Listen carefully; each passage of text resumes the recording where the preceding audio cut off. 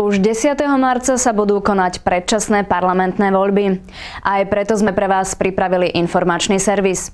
Dozviete sa, kedy môžete voliť, kde nájdete volebné miestnosti a ďalšie dôležité informácie. Mestská časť v prípravách na voľby nezaháľa. Úradníci robia všetko preto, aby prebehli hladko a bez problémov. Ešte v decembri sme mali schválený harmonogram s obvodným úradom na Staromestskej. Zatiaľ postupujeme podľa neho. Teraz nás vlastne čaká školenie za spolupráci štatistického úradu a obvodného úradu, predsedov, podpredsedov a zapisovateliek. Voličské zoznamy sú už dávno hotové a aj preto sa dá hovoriť o konkrétnych číslach. Koľko ľudí je teda v Rači oprávnených voliť a koľko volebných miestností bude otvorených? Voličov v mestskej časti Bratislava Rača je k dnešnému dňu 17 643 a títo budú mať možnosť voliť v 18 volebných okrskoch. O možnosť vyjadriť svoj názor vo voľbách neprídu ani nevládni ľudia, ktorí nemôžu prísť odvoliť priamo do svojej volebnej miestnosti. Môžu zostať pokojní, pretože prenosná volebná urna príde za nimi.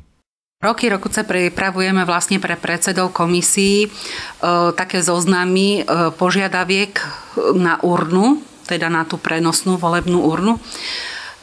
Ale nie je problém, keď by požiadali rodinných príslušníkov, susedov, ktorí vlastne idú do tej istej volebnej miestnosti, do ktorej by mali zvoliť a požiadať predsedu, podpredsedu alebo ktoréhokoľvek člena komisie o urnu.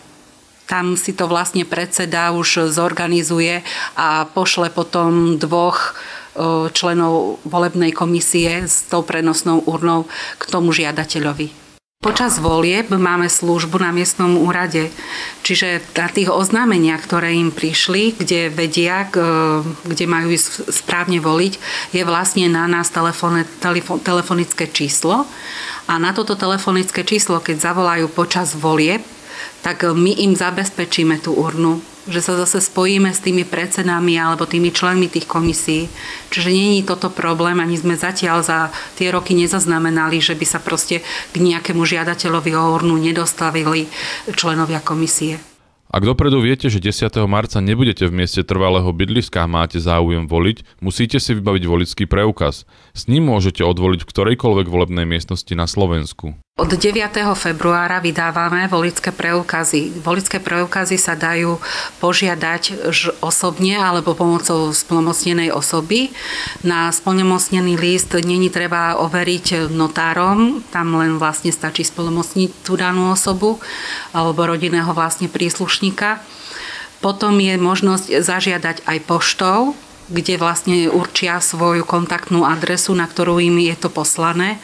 Posiela sa to doporučenie do vlastných rúk, pretože je to doklad s osobnými údajmi a potrebujeme, aby si to osobne prevzal dotyčný na pošte. Obyvatelia Rače sú rozcestovaní po celom svete a možno zvoliť si nenechajú ujsť ani tisícky kilometrov od svojho domova. Máme zaznamenaných 30 žiadostí voľbu poštou. Najďalej sme mali dve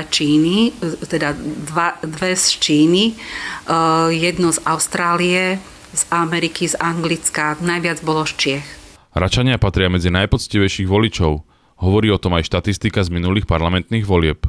Naozaj Račania sa zaujímajú o politiku a politické dianie a následne aj voľby, pretože mávame vždycky nad 50% účasť. V roku 2010 sme mali dokonca účasť na voľbách 63,5%, čo si myslím, že na takú maličkú mestskú časť je to dostatočné.